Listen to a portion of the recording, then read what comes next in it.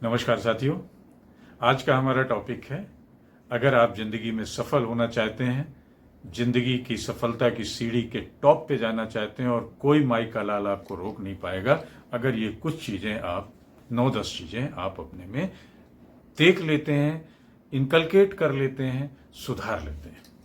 तो पहली चीज़, आपको सफलता की अंतिम पावदान तक ले जाने से कोई नहीं रोक सकता है और वो पहली चीज़ है आपका पॉजिटिव एटीट्यूड।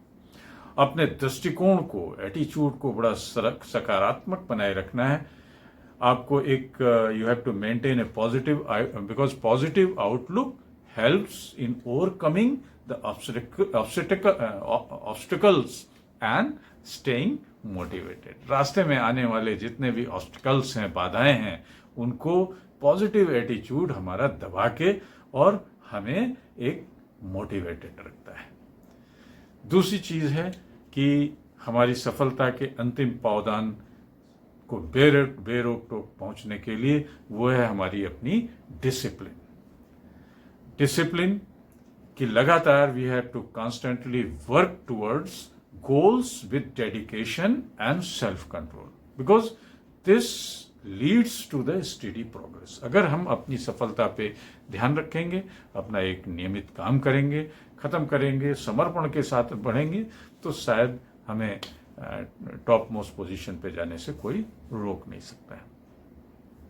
तीसरी चीज है, जो गुण है, जो सफलता के पावदान की तीसरी सीढ़ी है, दैट इज आवर एडेप्टेबिलिटी।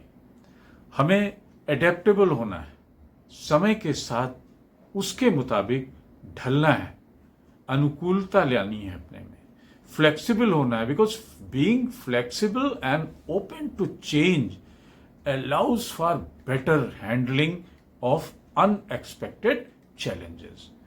क्योंकि अगर हम थोड़ा सा फ्लेक्सिबल होते हैं, सिचुएशन के मुताबिक अपने को ढाल लेते हैं, तो शायद जो आगे आने वाली जिंदगी में चैलेंजेस हैं, जिनको हम जान नहीं पा रहे हैं कि कैसे आएंगे, तो उनकी बेटर हैंडलिंग हम कर पाएंगे, अच्छे से कर पाएंगे। सफलता की सीढ़ी का चौथा पायदान है हमारा इफेक्टिव कम्युनिकेशन, प्रभावी संचार। कैसी बात करनी है? Clear and constructive communication. It fosters better relationship and understanding. हम अगर अपने समाज के लोगों से एक बहुत ही साफ सुथरी बात करते हैं और साफ सुथरी के साथ एक कंस्ट्रक्टिव बात करते हैं, तो शायद एक अच्छे रिश्ते बनते हैं। और जब अच्छे रिश्ते बनते हैं, अच्छी अंडरस्टैंडिंग बनती है, अच्छे रिश्ते बनते हैं, तो ये सब हमारी प्रोग्रेस में हमारा साथ देते हैं। तो ये थी चौथी सीढ़ी। पांचवा चरण हमारी सफलता में कोई माई का लाल रोक नहीं सकता है अगर ये हमारे अंदर आया, दैट इज कंटिन्यूअस लर्निंग। निरंतरता हमारी सीखने में। जिस दिन हमने सोचा कि अब मैं सब कुछ जानता हूं, उस दिन मैं खाई में गिरने वाला हूं। तो हमें लगातार सीखते रहना चाहिए।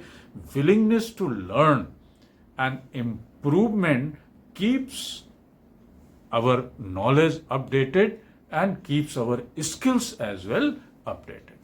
अगर हम लगातार सीख रहे हैं तो हमारे ज्ञान में वृद्धि होती रहती है, हमारी स्किल में वृद्धि होती रहती है, और जो कि हमें सफलता की ओर निरंतर ले जाती रहती है।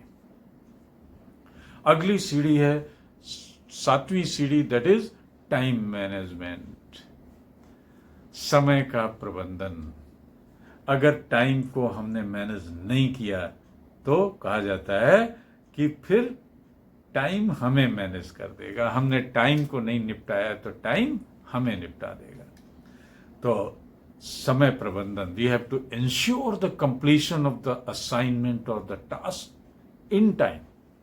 समय से पहले, समय के साथ अपने उसको खत्म करना है, टाइम मैनेजमेंट रखना है। तो सफलता की ये सातवीं सीढ़ी हो गई।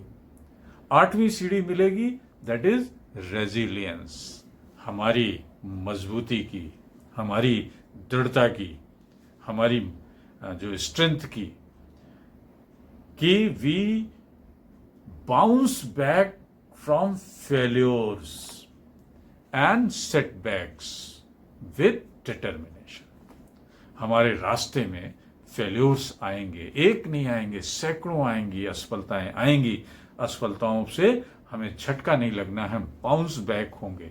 एक बार पीछे हट के एक कदम दो कदम आगे जाएंगे और साथ में हम अपने उस सेटबैक से एक डिटर्मिनेशन के साथ, एक पक्के इरादे के साथ आगे बढ़ेंगे।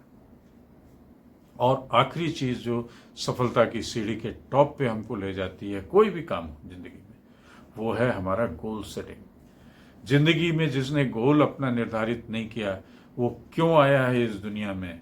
अगर खाने के लिए आया है तो फिर वो जिंदगी में ऐसे ही खत्म हो जाएगा। जिसने अपना उद्देश्य निर्धारित कर लिया, बचपन से ही उद्देश्य निर्धारित कर लिया, बड़े होके मुझे ये बनना है, और बड़े पे निर्धारित किया कि मुझे अपने सफलता की इस चोटी को छूना है, अगर वो टारगेट बन गया और टारगेट बना के, और टारगेट ऐसा नहीं कि इम्पॉसिबल कि मुझे यहां पहुंचना है, वो पॉसिबल टारगेट हो। इसीलिए कहते हैं ना कि टारगेट छोटे छोटे टुकड़ों में बांटा जाता है। अगर मुझे प्राइम मिनिस्टरशिप की पोजीशन लेनी है तो हमारा पहला टारगेट होगा कि हमें एक कारपोरेटर बनना है। जब कारपोरेटर बन गए मुझे एमएलए बनना है, एमपी बनना है, और जब एमपी बन गए तब हमारे पीएम की बात आती है। तो एक तरीके के छोटे छोटे गोल्स निर्धारित करना है।